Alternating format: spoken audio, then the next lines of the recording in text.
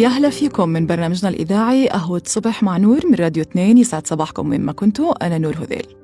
كتير منا بحس إنه مضطر يقبل أي طلب ويقدم أي مساعدة بتنطلب منه باعتقاده إنه رح يلاقي التقدير الكبير من قبل الآخرين، أو إنه نبين لهم إنه إحنا مش أنانيين ومهتمين فيكم، أو رغبتنا إنه ما نحبط الآخرين، ويمكن بسبب خوفنا من إنه نتعرض للانتقادات أو حتى نخاطر بعلاقاتنا وصداقاتنا.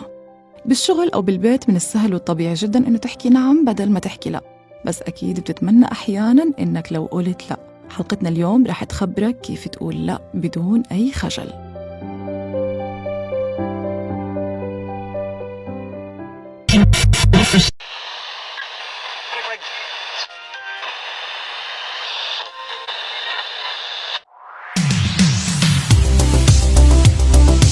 عمرك سألت نفسك ليه الألوان موجودة في حياتنا؟ طب لو فيها كام لون ناقص هيحصل حاجة يعني؟ ليه الأيام الصعبة سودة؟ وليه الرؤية البيضاء استسلام؟ ما الألوان الورد بالمشاعر؟ وليه في لون للربيع؟ كل ده نعرفه أكتر في برنامج لونها مع مريم عزمي كل يوم سبت الساعة 9 مساء على راديو 2 FM.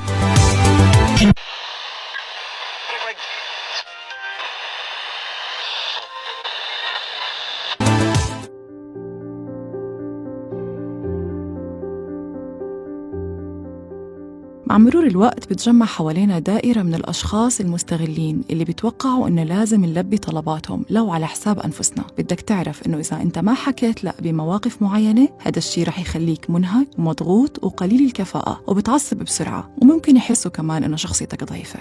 يعني أنت بتلاقي صعوبة في إنك تحكي لا وما بتعرف الطريقة اللي تحكي فيها لا للأشخاص. أنا معك إنك تحكي لا مش سهل الموضوع أبداً، بس إن المهم إنك تعرف متى تحكي لا ومتى تحكي نعم وتعمل توازن في حياتك. بدك تعرف إنه إذا أنت حكيت نعم مش رح يخلي حياتك سعيدة ورائعة وخيالية أو يخليك شخص محبوب، لأنه هذا الشيء رح يكون على حساب شغلات كتير بحياتك رح تخسرها. أنت قلت لا وقلت نعم لأشخاص مستغلينك. ما تحكي نعم لما تكون في منطقة الراحة الخاصة فيك، وإذا خاطرت وحكيت بدك تعرف إنه قلت لتحقيق أحلامك وأهدافك لا.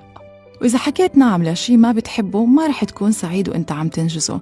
تعلموا تحكوا لا للناس اللي ما بتقدركم، الأشخاص اللي مهما عملتوا أشياء حلوة وقيمة في حياتهم وبتفرق معهم برضو بينكروها. ممكن كتير يحكوا عنك ويطعنوك بظهرك. تعلم يكون عندك الشجاعة بأنه تحكي لا لأي شخص شعرت باستغلاله إلك علشان يظهر نفسه، سواء في العمل أو على مستوى الصداقة. احكي لا لما ما يكون معك فلوس وانت طالع طلعة مع أصحابك وانحطيت في موقف إنك تدفع لأنهم استغلوك. احكي لا لأي شخص عايش دور الناقد والمرشد ليوجه لك حياتك بكل تفاصيلها وانت ماشي معه بدون ما تقول لا.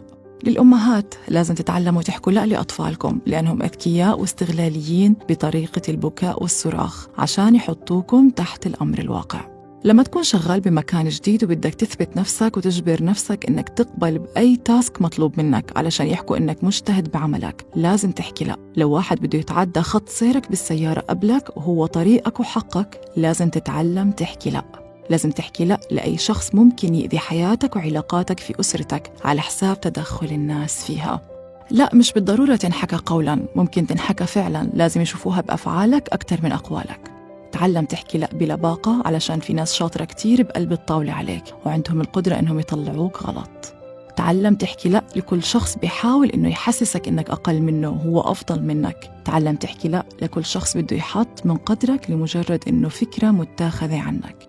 اللي بيستغلوا طيبتك وحبك للتواصل معهم وبيرجعوا يؤذوك ويحكوا عنك. مش كل الأشخاص تستحق التقدير، وخلي عينك على قاعدة العين بالعين. حب حالك، حب راحتك، حب رفضك لأمور كتير. صدقني راح تحترم نفسك وتكبر بعين حالك. ما تهتم أبداً لأي كلام بيحكوه عنك لأنك قلت لا، لأنك لما تحكي نعم الكلام اللي بينحكى أكتر بكتير. تعلم تحكي نعم لكل شخص بيقدرك وبيحترمك وما بينكر فضلك، لرفيقك اللي بيواسيك وبيحبك وواقف جنبك، لرئيسك بالعمل اللي بقدرك وبيرقيك، لشخص طلب منك بكل أدب ولباقة لأول مرة وإنت عارف إنه هو شخص خجول. تعلم تحكي نعم لكل حدا بيدافع عنك من وراك، لست كبيرة طلبت منك تعديها الشارع، أو رجال كبير بده يمشي قبلك بالسيارة. تعلم تحكي نعم لراحتك وحياتك لتعيشها بسعادة. خلصت أولى حلقات قهوة صبح مع نور. صباحكم ورد مع راديو 2.